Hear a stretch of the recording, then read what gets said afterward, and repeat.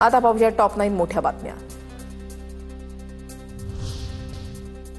नवी मुंबईतल्या मतदार यादीमध्ये 76,000 मतदारांची नावं दोनदा असल्याचा काँग्रेसचा आरोप। महापालिका निवडणुकीच्या पार्श्वभूमीवर दुबार मतदारांची नावं वगळण्याची मागणी।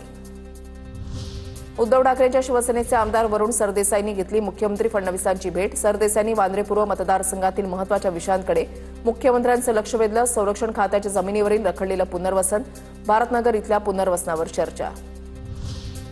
रोहित पवारांनी घेतली पालिका आयुक्त भूषण गगराणी यांची भेट। पार्किंग आणि पुनर्वसनाच्या प्रश्नाबाबत भेट घेतल्याची माहिती। महत्त्वाच्या नागरी विषयांवर सुद्धा चर्चा। रोहित पवारांकडून गगराणींना मागण्यांचं निवेदन। कृषी मंत्री भरडेंचं पर्यावरण मंत्री पंकजा मुंडेंना पत्र। कृत्रिम फुलांच्या वापराला कायदेशीर प्रतिबंध घालण्याची मागणी।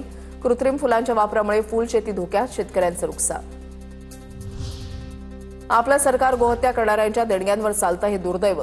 भाजपा आमदार टी राजा यांचं वक्तव्य। पंतप्रधानांना विनंती करतो पापामध्ये सहभागी होऊ नका, टी राजा यांची प्रतिक्रिया।